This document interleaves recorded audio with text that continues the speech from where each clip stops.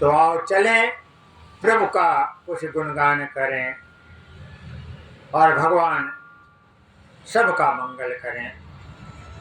श्री राम जय राम जय जय राम, श्री राम जय राम जय जय राम, जय जय राम जय जय राम, श्री राम जय राम जय जय राम, श्री राम जय राम जय जय राम, जय जय राम जय जय राम, श्री राम जय राम जय जय राम, श्री राम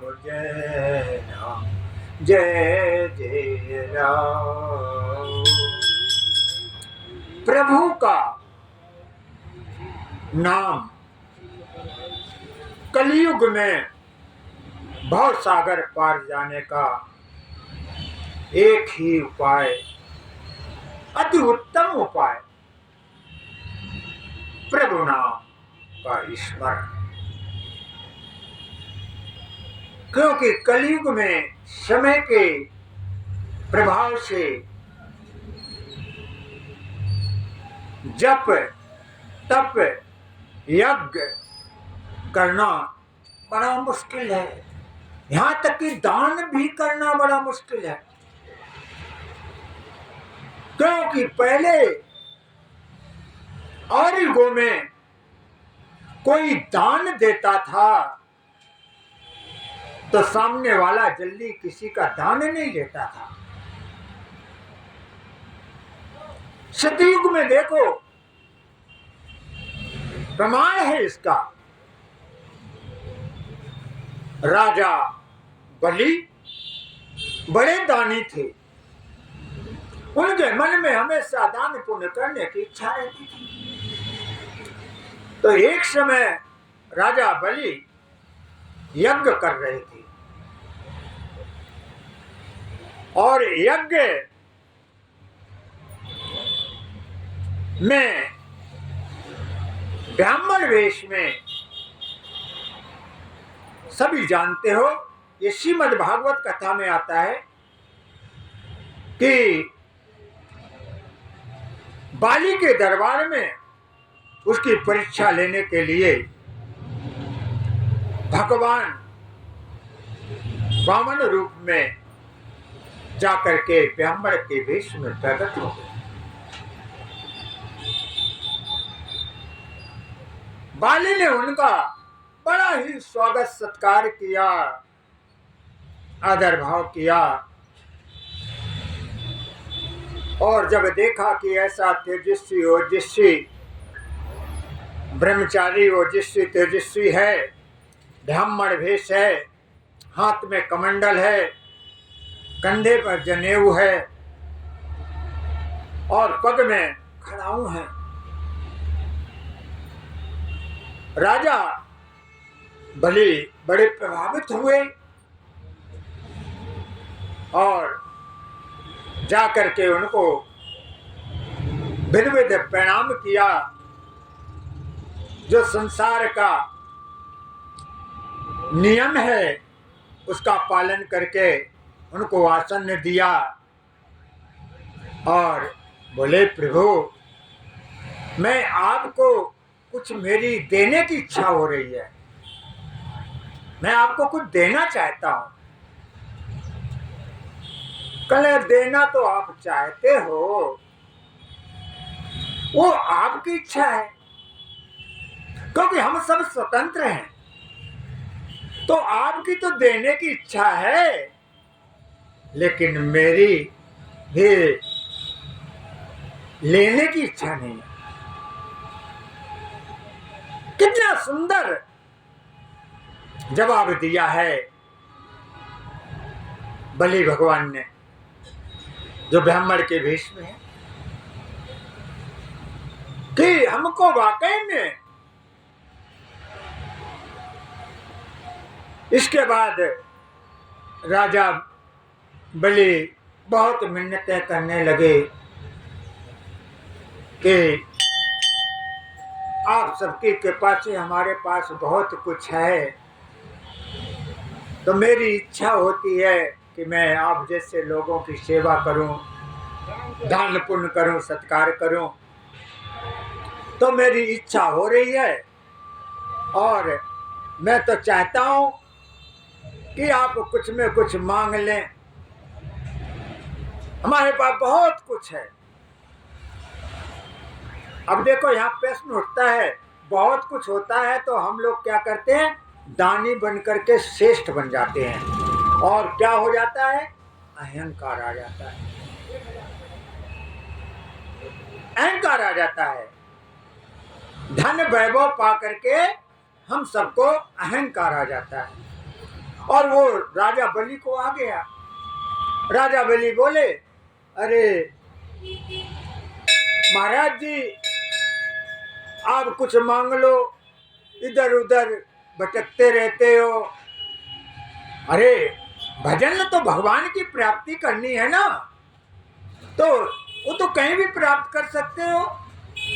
तो हमारे पास है, आपके लिए बढ़िया सा आश्रम बनवा देते हैं, सारी व्यवस्था कर देते हैं, उसमें आराम से भजन करना। क्यों भटकते रहते हो इधर उधर, भगवान का दिया हुआ तो सब कुछ है। कल ठीक है, आप अगर आश्रम बनवा दोगे हम वहां भजन करेंगे। और कल मेरा मन तो विरक्त है, तो मेरा मन न लगा तो मैं तो छोड़ छाड़ के चला जाऊंगा, फिर आपको दुख होगा।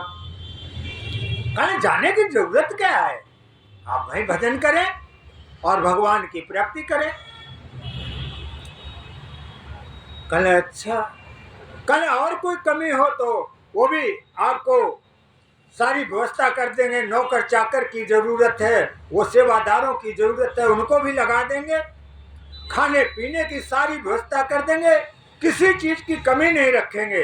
बस एक बार आप हाँ कर दो।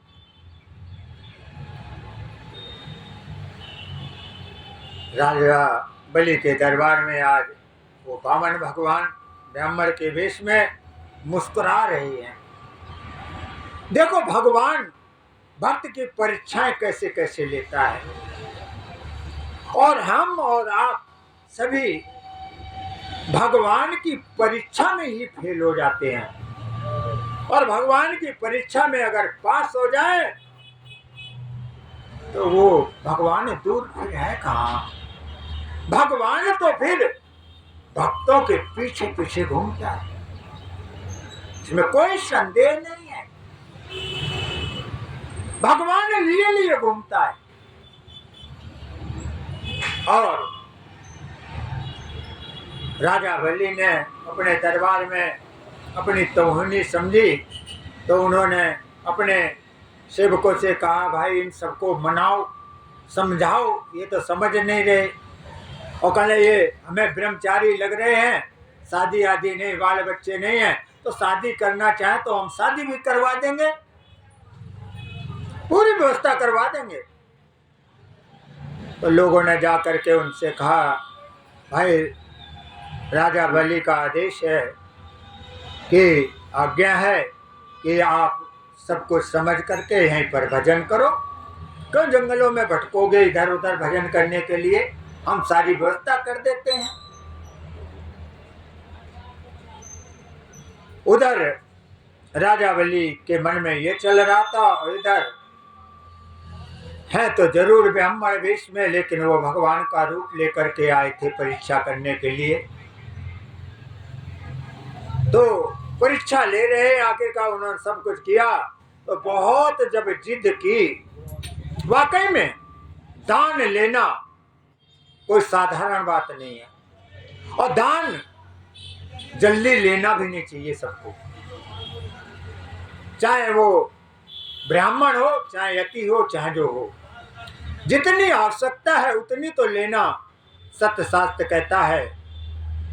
लेकिन दान दाता तो देने वाले बहुत हैं इस संसार में, लेकिन लेना नहीं चाहिए जल्दी। क्यों? लेने से ऋण चढ़ता है, उसको उतारना पड़ता है। आखिरकार ये दान लेना कोई आसान नहीं है।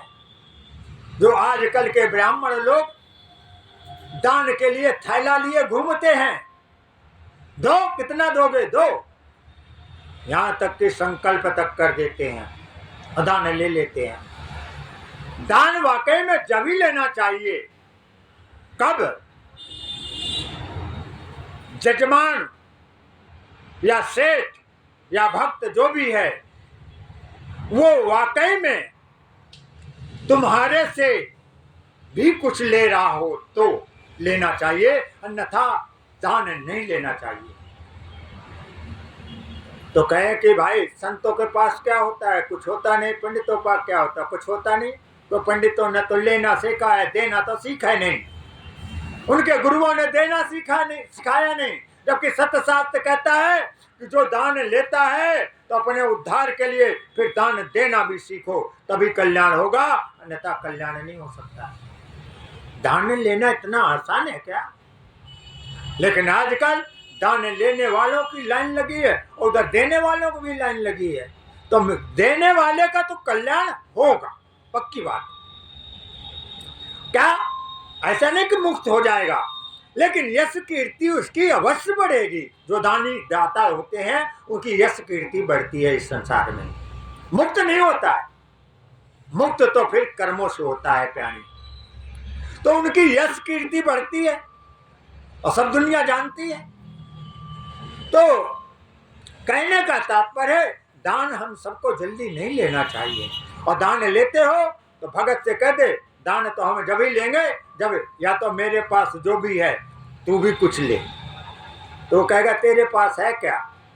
तो वो कहेगा मेरे पास वो चीज है जो शाश्वत चीज है, नाशमान चीज नहीं है, वो शाश्वत चीज मैं देना चाहता हूँ। तो वो शाश्वत चीज क्या है कि उन्होंने जो सत्य शास्त्रों से, अपने गुरुओं से, महापुरुषों से कुछ सीखा है और प्रभु भक्ति पा करके प्रभु की कुछ कृपा पाई है, तो उनको भी उसी मार्ग में लगाएं, कुछ सुनाएं।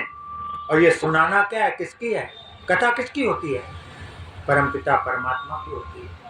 ना किसी पंडित जी की होती है, ना किसी कथाकार की होती है। क्यों? पंडित जी और कथाकार ये कथा लाएंगे कहाँ से?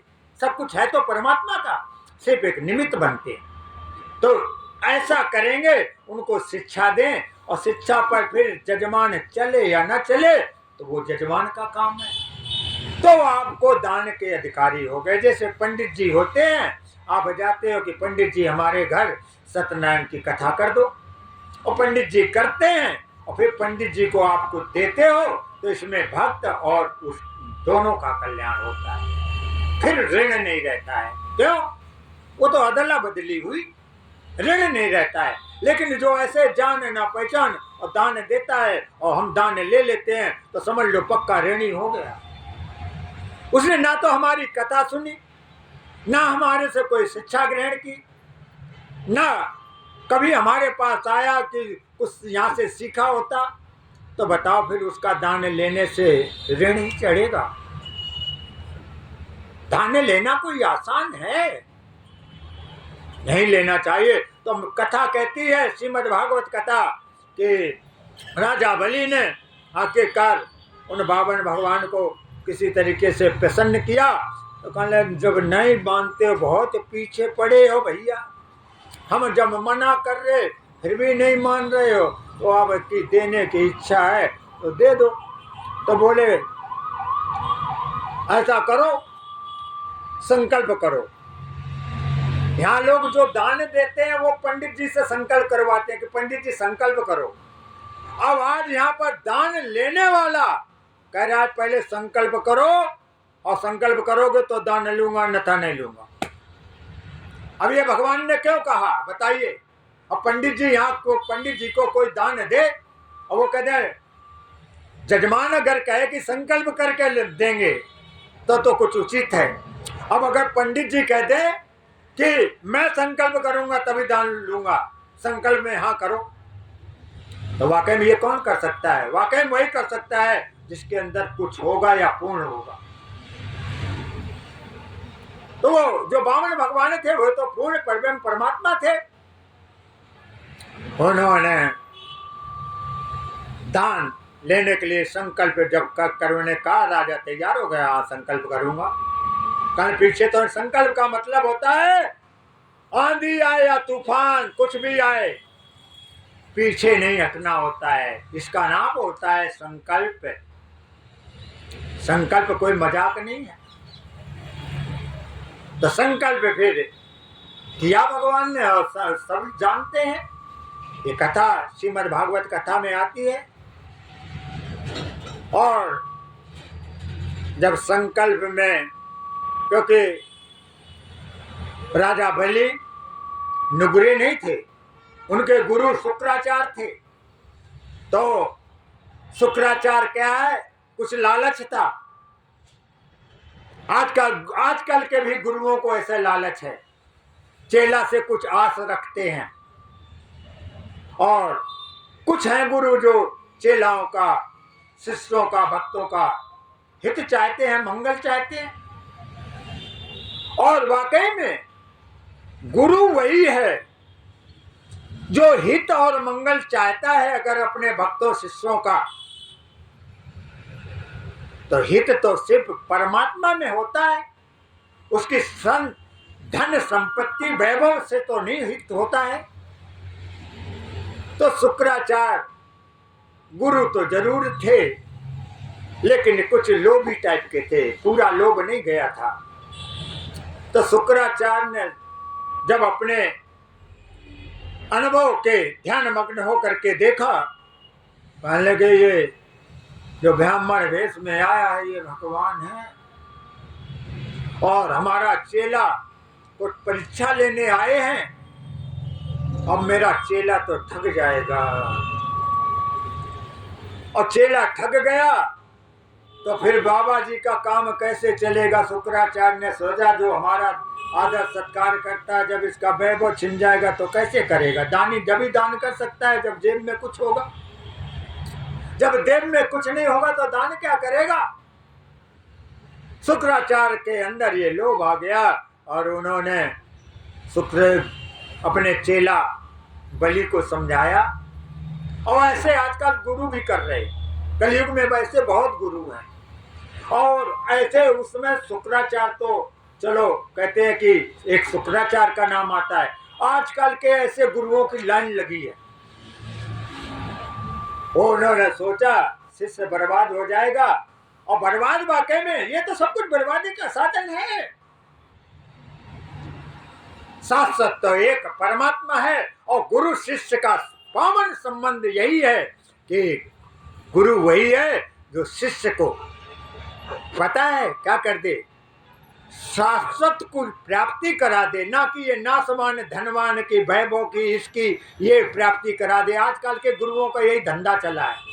भगत क्या, जाओ खुशहाल हो जाओ, जाओ धन वैभव, ये लक्ष्मी की पूजा कर लो तो जा करके तुम्हारी तिजोरी भर जाएगी। फिर क्या होगा, ये सब नासमान के। तो ये गुरु का आदेश नहीं है, ये सतगुरु का आदेश नहीं है, ये सतगुरु का काम नहीं है। सतगुरु का काम है जो शाश्वत धन है, परम पिता परमात्मा शाश्वत धन है, उससे मिला दे। उसका नाम गुरु और शिष्य है। ये थोड़ा कि गुरु कर लिया किसके लिए, तेरे बच्चा नहीं होता बच्चा हो जाएगा जा तथा। ऐसे गुरुओं को क्या करना। आपके पास धन वैभव नहीं है, जाओ आप लक्ष्मी की पूजा करो, ये मंत्र सिद्ध करो, आपके पास लक्ष्मी का भंडार भर जाएगा। तो क्या हो जाएगा, लक्ष्मी का भंडार भर जाएगा तो शाश्वत को पालेगा क्या। गुरु का सिर्फ काम होता है, सदगुरु का काम सिर्फ यही होता है, वो शाश्वत से मिलाए। जगत का संसार नाशमान है, यहाँ कुछ मिले ना मिले, क्योंकि ये सब छूटना ही है। और सब जानते हैं, सब छोड़ के मरते हैं। और गुरु भी हम माता पिता तो लगाते हैं ये जो गुरु हैं, लेकिन अगर वाकई में गुरु है और सदगुरु है, भगवान ने वो स्थान दिया है, तो उसको शिष्य को सब कुछ छुड़ा करके परमात्मा में शाश्वत धन की प्राप्ति करा दे, इसी का नाम गुरु और शिष्य का संबंध है। इतना पावन नाम है। इसलिए जब गुरु गुरु के मकान में एक मकान हो जाए, फिर 2 हो जाए, फिर 3 हो जाए, 4 हो जाए, इसलिए गुरु चेला बनता है और बनाता है। मैं तो कहता हूं वैसे गुरु का भी कल्याण नहीं होता है जो परमात्मा में को प्राप्ति में नहीं लगाया। धन वैभव संसार जो, वो तो संसार लगा हुआ है, वो तो नुगुरा भी लगा हुआ है। तो सगुरा होकर के फिर और गुरु वो चेला तेरे पास आ गया और चेले को भी उसी में लगा दिया, तो तुमने चेले को दिया क्या? नासमान चीजें तो माता पिता भी दे रहे, संसार दे रहा है, सब दुनिया इकट्ठा कर रही है, और नासमानी चीजें छोड़ करके सब कोई मर जाता है। गुरु वही है, सदगुरु वही है जो शाश्वत चीज की प्राप्ति करा दे, इसका नाम गुरु होता है। ऐसा गुरु ढूंढने पर भी दुर्लभ है, और इस कलयुग में बिल्कुल दुर्लभ है, डंके के साथ कहता हूं। तो कहने का मतलब है भगवान आज यहाँ पर जो दान ले रहा है, उसने कहा है कि जजमान तुम दान देने चाहते हो, हम तो लेने की इच्छा नहीं थी, और देने चाहते हो तो करो संकल्प। नहीं मान रहे हो, जिद कर रहे हो तो करो संकल्प, कितने बड़े दानी हो। चलो देखते हैं। शुक्राचार्य को जब पता चला तो उन्होंने अपने त्रिकालदर्शी से देखा, कहले ये परम पिता परमात्मा है और ये हमारे चेला की परीक्षा ले रहे हैं, और अगर संकल्प हो गया तो फिर तो इनको सब कुछ देना ही पड़ेगा। तो क्या किया, भगवान के पास जो वो कमंडल संत महात्मा ने रखते हैं, 52 भगवान का रूप देखा होगा कि कमंडल लिए हैं, पैरों में एक छतरी लिए हुए हैं, जनेऊ धारण किए हुए हैं, हाथ में कमंडल है? तो ये तो संत का भेष होता है। तो संत भेष में भगवान ने फिर संकल्प करवाने का, जैसे ही राजा बलि को बुलाया अपने पास और कहने लो ये जल, संकल्प करो।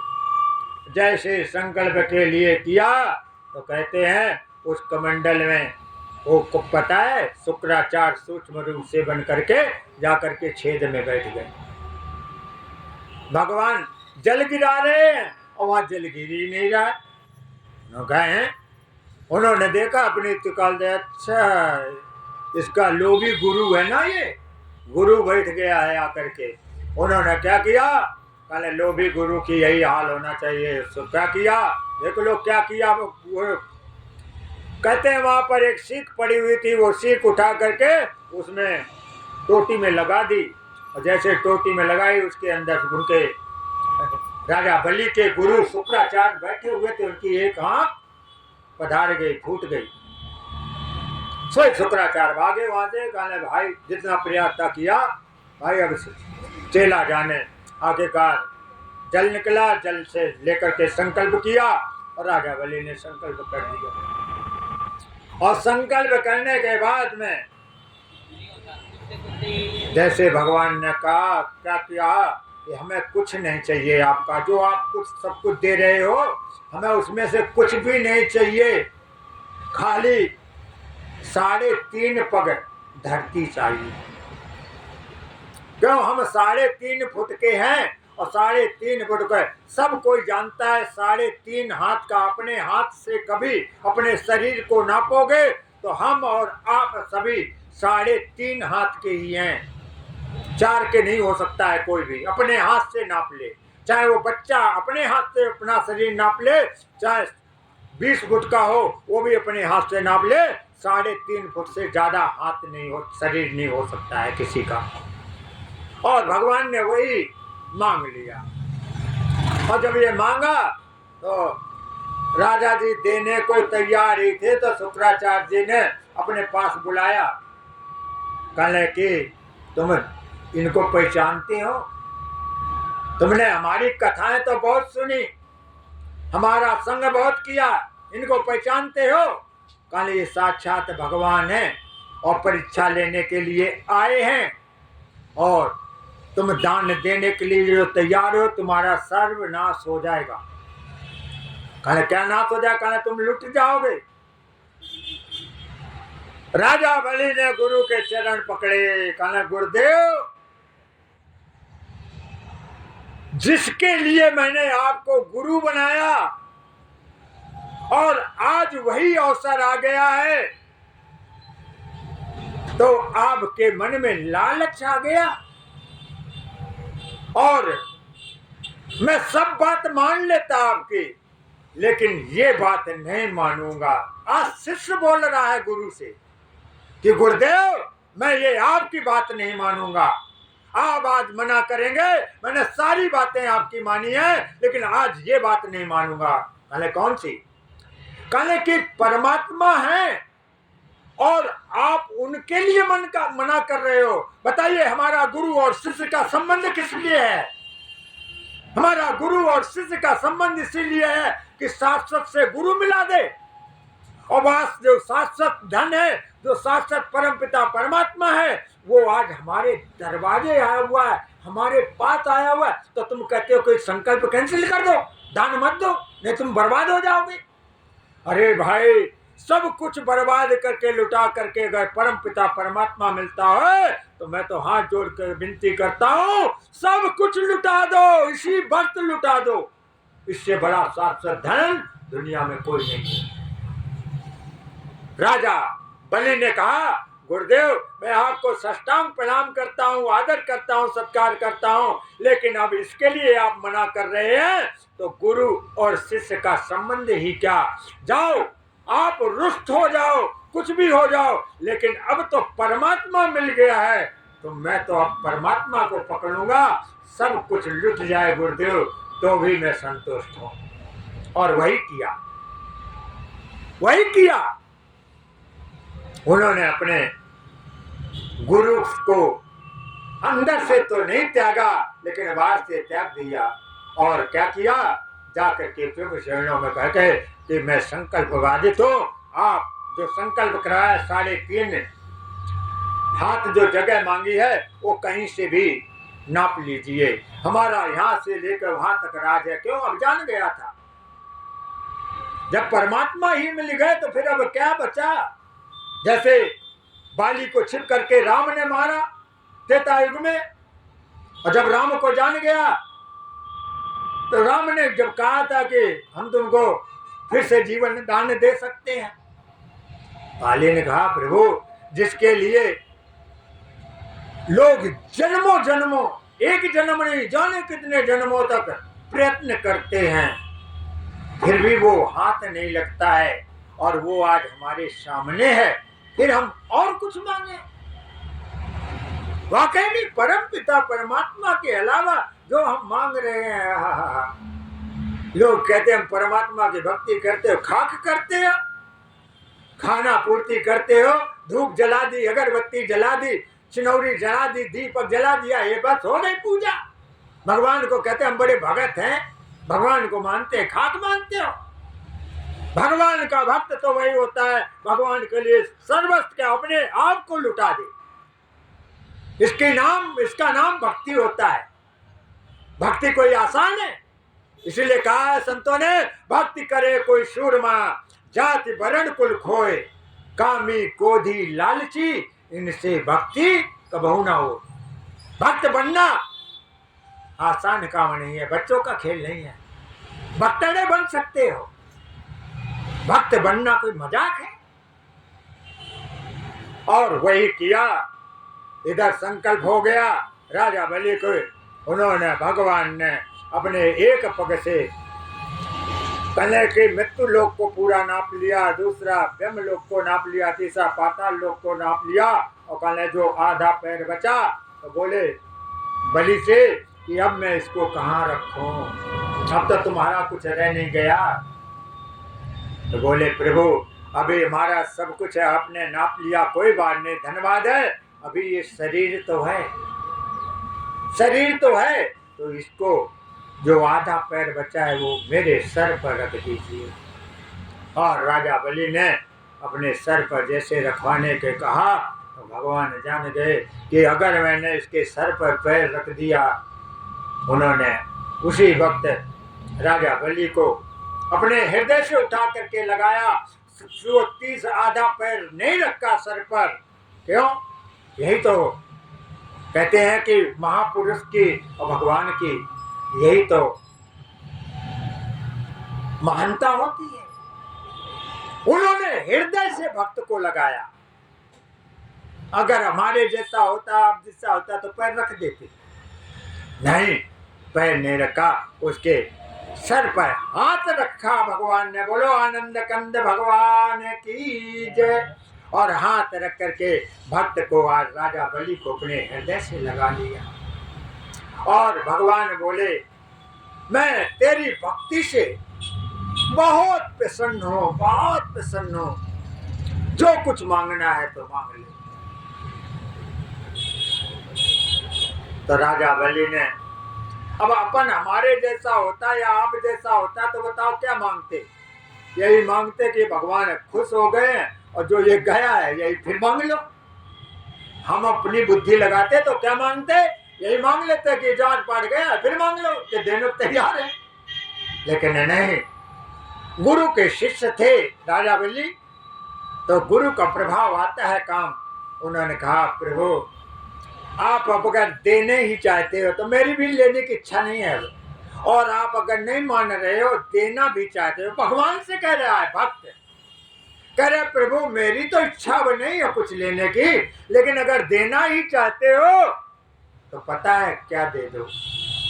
कहले प्रभु जो पाताल लोक में मेरे को रहने के लिए आपने कहा है तो मैं वहां रहूंगा आपकी आज्ञा से, लेकिन मांगने को जो कहा है तो फिर देना ही चाहते हो तो ये दे दो कि जब भी मैं अपने महलों से निकलूं तब आपके दर्शन पाऊं, आपको अपने दरवाजे पर ही पाऊं। ये राजा बलि ने मांग लिया वामन भगवान से, और वामन भगवान ने कहा तथास्तु। उसने क्यों ऐसा मांगा? क्योंकि वाकई में गुरु का था तो इसलिए ऐसा मांगा, नहीं तो मांग लेता कि हमारा राजपाट जो तुमने नापा है वो वापस दे दो। और आजकल का प्राणी तो यही कहेगा, और क्या कहेगा, क्योंकि आजकल ऐसे भगत है। तो कहने का तात्पर्य है कि वाकई में ये कथा इसलिए थी, और वाकई में राजा बलि ने जब ये मांगा तो भगवान को चाकर बन करके रहना पड़ा राजा बलि का। बताइए क्या बन करके रहना पड़ा? भगवान चाकर बन करके रहे। क्यों? पता नहीं इसकी कब नींद खुले, कब बाहर निकले। और उसके महल के पता है कितने दरवाजे थे? 4। चारों पर भगवान विराजमान रहते थे। बताओ, भगवान भक्त के बंधन में भगवान बंध जाते हैं। और जब ऐसा मांगा था तो भगवान उसके दरवाजे खड़े रहते, पता नहीं कब निकल पड़े। तो उसको दर्शन देना है तो फिर वचन दिया है, झूठा कैसे कर सकता। तो कहते हैं ना कि परमात्मा का संबंध और भक्त का संबंध बहुत गहरा होता है।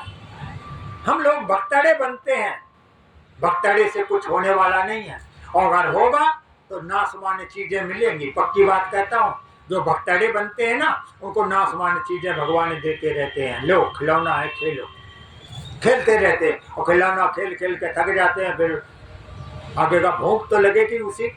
आपको खेलना, जैसे बचपन में बच्चा खेलने जाता है, खेल में मग्न होता है तो भूख प्यास नहीं लगती है, लेकिन जब ज्यादा भूख लगती है तो वो खेल फेल को फेंक करके भागता है घर को, कहता है मम्मी मम्मी भूख लगी भूख लगी।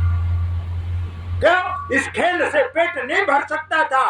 पेट तो जब ही भरेगा जब वो पेट में कुछ खाओगे तभी भरेगा। ऐसे हमारे और आपकी भूख जन्म जन्म की परमात्मा की है, इस संसार की भूख नहीं है।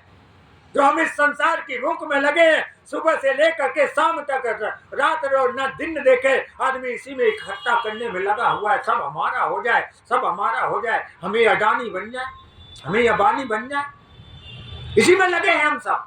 खाने को सबने परमात्मा को दिया है, लेकिन लगे किसमें? इसी में लगे हैं। और जबकि ये रहना नहीं है, इसको छोड़ छाड़ के एक दिन भागने पड़ेगा। चाहे जितना बड़ा करोड़पति हो, अरबपति, खरबपति हो, आखिरकार एक दिन ये कहेगा ये सब काम नहीं आ रहा है, और तो भाई परमात्मा की रूह, तो वो परमात्मा को लास्ट में याद करता है। तो फिर जब जीवन भर याद नहीं किया, जीवन भर इसका संग्रह किया, तो परमात्मा भी कहता है अब तुझे हमें को लास्ट टाइम याद कर रहा है तो तुझे फिर अवसर देंगे, लेकिन अभी नहीं। अवसर तो दूंगा क्योंकि मैं दयालु हूँ, कृपालु हूँ, इसलिए अवसर दूंगा तेरी विनती का, लेकिन अभी नहीं। अभी तो ये सब जो कमाया ये छोड़ और इसको हाय हाय करके मर जा, क्यों साथ ले नहीं जा सकता। तो आदमी सोच सोच करके रो करके हम सब शरीर छोड़ते हैं, और जो वाकई में जिसकी प्राप्ति करने आए थे वो सब अधूरी रह गई। हमारा मानव जीवन जिस लिए मिला था और हमने मांगा था परमात्मा से गर्भकाल में, और वही सब भूल गए, बाकी सब चीजें याद रही। इसीलिए हम और आप सब सुखी और दुखी हो रहे हैं। अगर शाश्वत धन मिल जाए, सच्चे भक्त बन जाओ, फिर आनंद ही आनंद है, मंगल ही मंगल है, मंगलों का भी मंगल है, क्योंकि परमात्मा मंगलों का भी मंगल करने वाले हैं। वो मंगल में है, हाँ मंगल है ही नहीं। लेकिन हम सब लोग भगत लोग ऐसे हैं कि हमेशा नासमान चीजें भगवान से मांगते रहते, इसीलिए तो मंदिर आते हैं। इसीलिए हम कभी अयोध्या जाते, कभी मथुरा जाते, कभी काशी जाते हैं। नासमान चीजों, शाश्वत चीज मांगने के लिए जाते ही नहीं। शाश्वत चीज जब ही मांगोगे, जब कोई शाश्वत धन को पाया हुआ गुरु मिलेगा, सदगुरु मिलेगा, तो वो बताएगा कि शाश्वत धन क्या है। तू तो नासमान चीजें मांगता है, और भगवान ने दे देते, खिलौना देते हैं, फिर रोता है। भगवान से जो कुछ मांगो, गाड़ी घोड़ा जो कुछ मांगो, सब देते रहते हैं, लेकिन वही दुख का कारण बनता है। इसीलिए तो हम रोते हैं, आंसू बहाते हैं। शाश्वत मांगा कब? मांगे नहीं। इसलिए इसमें कहने का तात्पर्य था कि वाकई में दान लेना इतना आसान नहीं है। दान जब ही लेना चाहिए जब आप भी उसको कुछ दे सको, और आप आशीर्वाद देते हो। कोई कहे कुछ किया, आशीर्वाद दिया, जाओ दीर्घायु हो। दीर्घायु हो जाएगा तो क्या होगा? मरेगा नहीं। उनको शाश्वत धन दो, आयुष्मान कर देंगे, हैं? दीर्घायु हो जा। अरे भाई, चाहे जितनी बड़ी आयु हो जाए, कागभूषण जी कभी नहीं मरते हैं, वो पछता रहे हैं, कह रहे कि अब तो मरूंगा ही नहीं, अमर है। अरे अमर है, वो पछता रहे हैं। तो अपन अमरता का लेकर के क्या करें? और अमरता लेने की नहीं है, अपन अमर हैं। कर्म खराब किए तो मर रहे हैं, कर्म अच्छे करो, हम सब अमर हैं। कोई संसार में मरता है ही नहीं। अज्ञानता में सब मरते और जीते हैं, कोई मरता नहीं है। लोग कहते हैं विभीषण जीवन मुक्त है, अमर है। अरे मैं कहता हूं विभीषण नहीं, हम भी अमर है, तुम भी अमर हो, लेकिन हमको इसका ज्ञान ही नहीं है। कभी आत्मा मरी है किसी की? और अपना स्वरूप असली आत्मा ही है। उसी को आत्मा कहते, उसी को परमात्मा के कहते, उसी को कोई प्राण कहता है, कोई कोई तमाम भावों से कहते हैं। वो आत्मा न सड़ती है, न गलती है, न जलती है, उसको कोई नष्ट ही नहीं कर सकता है। संसार में ऐसी कोई चीज नहीं है जो आत्मा को नष्ट कर सके। इस शरीर को नष्ट करता ही है, तो शरीर को नष्ट करना कर्मों से होते रहते हैं शरीर में। तो हमने जो इसमें दो बातें बताई कि दान एक जल्दी नहीं लेना चाहिए किसी को, और दाता तो बहुत है, दान नहीं लेना चाहिए जल्दी। दान जब ही लो जब उसे कह दे तू भी मेरे से कुछ ले, नहीं तो तेरा दान तेरे को मुबारक हो, मुझे नहीं चाहिए। मैं भक्तों से इसलिए कहता हूं मुझे दान नहीं चाहिए। जब तुम हमारे से कुछ नहीं ले सकते तो दान अपने अपने घर ले जाइए, मुझे नहीं चाहिए। और ये ठोक करके कह रहा हूं, मैं तुम्हारा दान लेने के लिए यहाँ पर नहीं बैठा हुआ हूं। अगर आप दानी बनते हो तो तुमसे दानी हम भी कम नहीं है, हम भी कुछ दान देना चाहते हैं। अगर उसको स्वीकार करते हो तो हम लेते, नहीं तो हम अन्यथा इसलिए कह देते भगवान के पास डाल जाओ, जाओ। अब भगवान के हम सेवक हैं, चरणों में बैठे, जो कुछ करना होगा सो करेंगे, जो भगवान करवाते हो करेंगे। लेकिन अगर हमको देना चाहते हो, हम इसलिए मना कर देते, नहीं महाराज जी आपके लिए लाए हो, आपके लिए खाक लाए हो, हम क्यों ले? हमने तो अपने बाप की संपत्ति त्याग दी। हम कोई आसमान से थोड़ा गिरे थे, हमारे पास भी कोई घर द्वार मकान होगा, हैं? मैंने तो सब त्याग करके बैठा हूं। भाई दानी अगर आता है, उसको देना चाहता है तो यहाँ से लोगे तभी हम दान स्वीकार करते हैं, अन्यथा हम नहीं स्वीकार करते। पक्की बात कहता हूँ। तो लोग कहते हैं भगवान को दे दो। हाँ, भगवान को खुद दे दो, वो तो सामर्थ्यवान है, उनको दो, उनको दो, मना नहीं करता हूँ, उनको दो, मर्जी तुम्हारी। और तुम सोचोगे पंडित जी ने ले रहे तो हम कह ले जाइए, मैं शौक से और धन्यवाद दूंगा, आपका मंगल हो। हम नहीं स्वीकार करते हैं। तो लोग बोलते कहते वो तो ऐसा करते। अरे भैया, लेने वालों की लाइन लगी है, लाइन लगा के बैठे हैं, सब जानते हैं। कुछ मंदिरों के बाहर बैठे, कुछ मंदिरों के अंदर बैठे, लाइन लगा के बैठे हुए हैं। लेने वाले तो, देने वाले तो बनो, लेकिन अपन से कहो तो हम तो नहीं लेंगे। आपको अच्छा लगे या बुरा लगे, मैं तो नहीं लेता। मैं तो आकाश व्यक्ति से परमात्मा के द्वारा जो प्राप्त होता है, परमात्मा देता है, उसी को अपना प्रसाद स्वीकार करते परमात्मा का, वही मुझे स्वीकार है। बोलो आनंद कंद भगवान की जय, वो सच्चे दरबार की।